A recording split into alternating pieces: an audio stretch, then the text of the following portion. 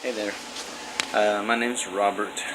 I've been working on my house and just had a thought while I was doing that.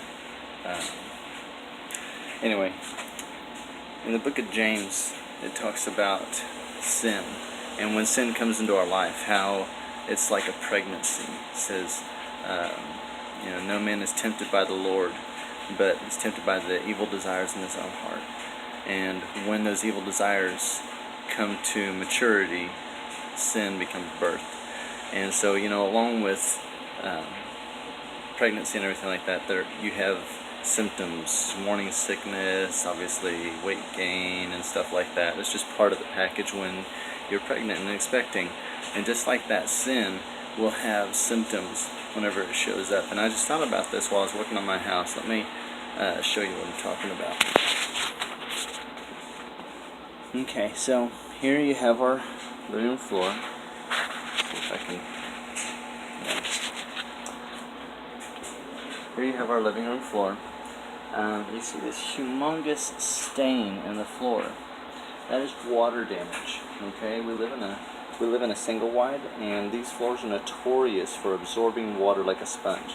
Now, I don't know if you can see this or not, but when I put some pressure on it, the floor is literally moving under my foot. If I just stepped hard enough right there, my foot would literally go right through the floor right there. The only reason it hasn't so far has been because there's been carpet and everything holding most of the weight off of this section of the floor. Now, the problem actually is not the floor. The problem is not there. I've already had to fix several spots like this in our house. The problem is somewhere in the wall or the window. Okay, there's a leak somewhere in this area, and it's been allowing rainwater into the house and soaking into the floor for probably years. So, how does this relate? Well, a lot of times when we really become aware of sin, all we're looking at is a symptom, okay? Whether it's you can't control your temper, or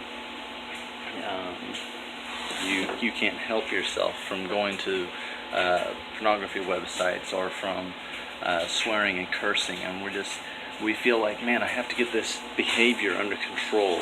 And a lot of times modern psychology and behavior therapists and stuff like that, they will only focus on the outside behavior, the problem that's showing up. Every time I get angry, I fly off the handle when I cuss out a coworker or something like that, or I just can't help myself. I walk through the store and I'm looking at every scantily dressed woman I can find, or whatever. And really, those are symptoms of a bigger problem. You see, I can fix this floor for years, and I'm still going to have the same problem until I've resolved the leak in the wall. Okay. If I cut into this wall, I might find there's more damage I haven't seen yet, that I may have parts of the wall that need to be replaced because the water has done so much damage, leaking around the window or leaking through the siding on the outside of the house. Until I've fixed that water leak problem, this issue will never be resolved, no matter how many times I try to fix it from the inside like this. And that kind of plays over in our own lives. You have a behavior or a problem that you're trying to get rid of, and you're trying honestly really hard, and it just won't give. You have some success for a couple of days, you have some victories for a while, and then you fall back. And after a while you get frustrated and you say, man, it just doesn't work. I take one step forward and two steps back. I just can't get ahead on this deal. It's because you're not taking care of the root issue. You're trying to fix a symptom, okay? Similar to me fixing this floor. Now I'm going to fix it because it still needs to be fixed. Just like, your behavior problem, the cussing, the fits of rage, the lusting over other people, just that needs to go away. It's true. But you're not actually going to win that fight unless you actually take care of the root problem. Just like I have to fix my water leak in the wall first. So, how do you fix that? Well, first of all, you need to be going into the Word. Okay, you need to be reading the Bible and saying, Lord, please show me, what am I missing here? What am I not doing right? Okay, when I say doing right, I don't mean behavior, like going to church or praying so many times a day or anything like that. What I mean is, Lord, what are the wrong attitudes in my heart? Because in James it says that we sin because of the evil desires of our own hearts.